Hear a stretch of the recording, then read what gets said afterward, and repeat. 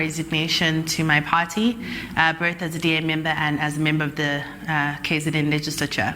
Emva kokuba kwi-DA phantsi iminyaka ka-20 uMbali Ntuli ugqibe ekubeni akhe ahlabe ikhefu kwezopolitiko. Wazibalula kwezopolitiko esakhula de wayinkokeli yolutsha lweDA ngo-2013.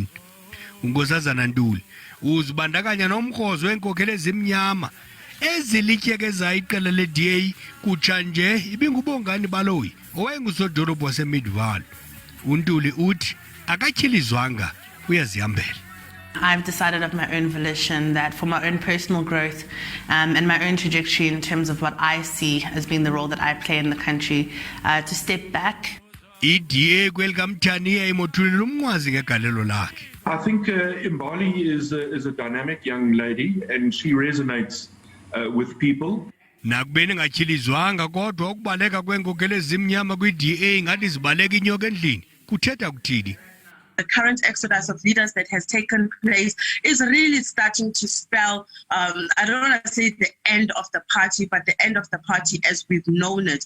uNtuli ubambe ngazo zozibini kwabo bamcedileyo kuhambo lwakhe lwezopolitiko.